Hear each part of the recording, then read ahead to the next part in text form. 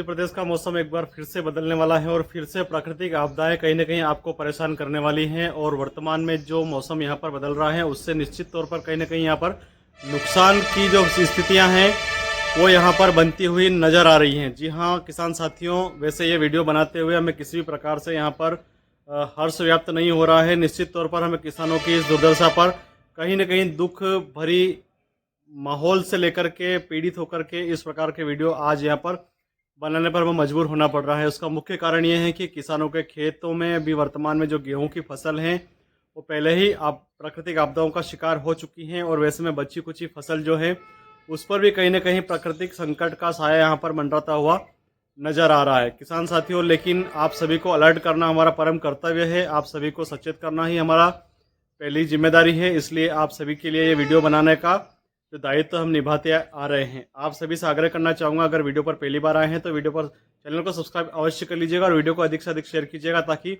आपके साथ में अन्य किसान भी सतर्क हो सके और उनका कहीं ना कहीं अगर उनके प्रयास से हो सकता है छोटा मोटा जो नुकसान है वो यहाँ पर होता हुआ बच सके। तो चलिए शुरुआत करते हैं। मैं हूँ आपका शुभचिंतक पटेल नानालाल बंबोरिया और चलिए शुरुआत करते हैं मौसम की आगे की जानकारी। किसान साथियों, जिस प्रकार से आपने पूरी सीजन में देखा है कि प्राकृतिक आपदाओं से भरा ये साल रहा है और ऐसे में अंतिम समय में जब गेहूं की फसल पक चुकी हैं तब यहाँ पर फिर से प्राकृतिक आपदा लेकर के एक बार फिर से मौसम में परिवर्तन होता हुआ नजर आ रहा है। ऐसे में आगामी 10 मार्च से मौसम में यहाँ पर जो नया सिस्टम एक्टिव हो रहा है उसका असर जो है वो मध्य प्रदेश में 14 मार्च की रात्रि से यहाँ पर प्रारंभ होना शुरू हो जाएगा और ये जो है ये राजस्थान के सटे हुए क्षेत्रों से यहाँ पर मध्य प्रदेश में एंट्री करेगा। इसमें सबसे जो प्रभावित क्षेत्र है वो मंदसौर नीमच वाला जो क्षेत्र है, यहाँ से इसकी दस्तक शुरू होगी। 14 मार्च से मध्य प्रदेश में यहाँ पर खराब मौसम और बादलों की आवाजाही यहाँ पर प्रारंभ हो जाएगी और इसके चलते आगामी 19 मार्च के आसपास में मध्य प्रदेश में कहीं न कहीं हल्की बारिश का दौर आपको देखने को मिल सकता है। इस बीच कल कहीं ना कहीं हल्की बूंदाबांदी का जो दौर है वो 17 मार्च को भी आपको मध्य प्रदेश के कुछ जिलों में देखने को मिल सकता है। तो जिस प्रकार से वर्तमान में भी गेहूं की फसल पक चुकी है और उसमें अगर बारिश होती है, प्राकृतिक आपदाएं किसी प्रकार से अगर आती है तो निश्चित तौर पर पूरी फसल यहाँ पर तबाह होने की स्थिति बन सकती है और इसके साथ ही बारिश में अगर गेहूं की फसल भीग जाती है तो उसकी जो क्वालिटी है वो पूरी तरह से खत्म हो जाएगी। लेकिन जिस प्रकार से यहाँ पर जो सिस्टम एक्टिव हो रहा है वो यहाँ पर लगातार एक सप्ताह तक एक्टिव होने वाला है और 14 मार्च के बाद में जो उसकी सक्रियता यहाँ पर बढ़ेगी, होते होते 17 तारीख के बाद में यहाँ पर हल्की हल्की बूंदाबांदी में परिवर्तन हो सकता है और बिल्कुल पूरी तरह से जो मौसम साफ होगा वो आगामी 22 तारीख के बाद में ही हो पाएगा। तो ये पूरा सप्ताह जो है ये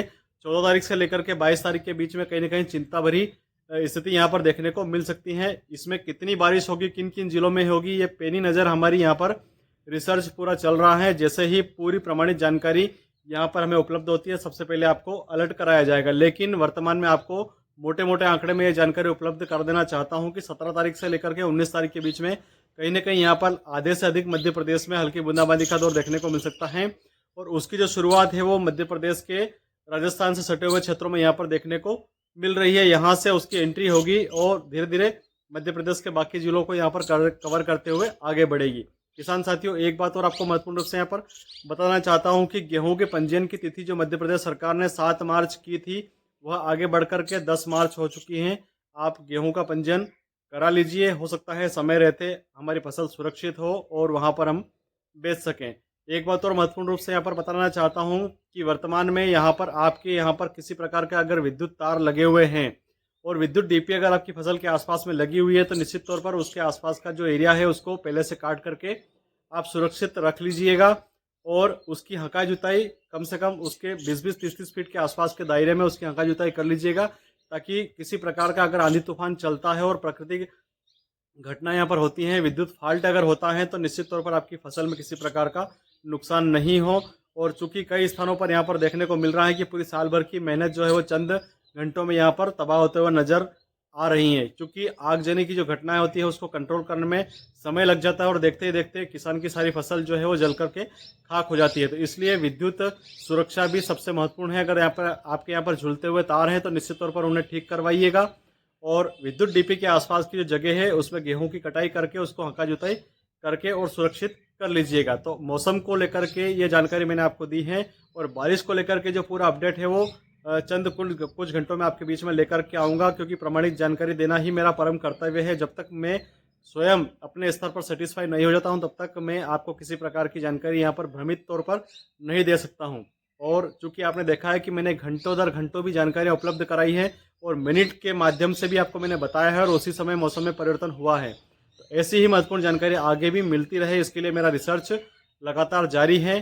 पैनी नज़र मेरी बनी हुई है किन किन क्षेत्रों में किस किस प्रकार से मौसम परिवर्तन होता हुआ दिखाई देगा। इसके लिए YouTube पर भी आप जाकर के खबरों का पिटारा चैनल को सब्सक्राइब कर लीजिएगा, ताकि समय रहते आपको महत्वपूर्ण जानकारी उपलब्ध हो सके। और देखते रहिए हमेशा खबरों को पिटारा। जय हिंद, जय भारत। आप भी अपने बच्चों को कृषि वैज्ञानिक बनाना चाहते हैं? क्या आप अपने बच्चों का ऐसा भविष्य और ऐसी शिक्षा देना चाहते हैं जिससे उसका भविष्य सुरक्षित हो सके? क्या आप कम से कम खर्च के साथ अपने बच्चों को 100% रोजगार उपलब्ध कराकर पढ़ाई करवाना चाहते हैं? क्या आप कृषि और विज्ञान की उन्नति और तकनीकी वैज्ञानिक विधियां अपने बच्चों को सिखाना चाहते हैं? उपरोक्त बताए गए प्रश्नों का अगर सही और श्रेष्ठ समाधान चाहते हैं तो आज ही अपने बच्चों को प्रवेश दिलाएं एपिकल एग्री एकेडमी रतलाम में। यदि उपरोक्त बताए गए प्रश्नों का सबसे सटीक और श्रेष्ठ समाधान चाहते हैं तो आज ही रतलाम की एपिकल एग्री एकेडमी में अपने बच्चों को प्रवेश दिलाएं, जहां पर पिछले 18 वर्षों में हजारों छात्र सफल होकर कृषि विशेषज्ञ बनने का सपना साकार कर चुके हैं। यदि आपका बच्चा भी मेडिकल और इंजीनियरिंग जैसी पढ़ाई नहीं कर पा रहा है और उसमें भी श्रेष्ठ और सुलभ रोजगार देने वाली शिक्षा चाहते हैं, एपिकल एग्री एकेडमी की एग्रीकल्चर साइंस सबसे बेस्ट विकल्प है। कि जिस प्रकार से जनसंख्या में लगातार वृद्धि हो रही है, कृषि योग्य भूमि लगातार कम होती जा रही है, और जिस प्रकार से भविष्य में बढ़ती हुई आबादी का भरण पोषण करना है, उसके लिए तकनीकी और उन्नत कृषि ही एकमात्र समाधान है, जिसके लिए आने वाले समय में भावी कृषि विशेषज्ञ और वैज्ञानिक स्तर पर खास पहचान बनाने की आवश्यकता महसूस की जा रही है। तो देर किस बात की, आज ही रतलाम की एपिकल एग्री एकेडमी में अपने बच्चों को नियमित कक्षाएं प्रारंभ कराएं और उज्जवल भविष्य के निर्माण के लिए उनके सहभागी बने। दिए गए नंबर पर और दिए गए पते पर आज ही संपर्क करें।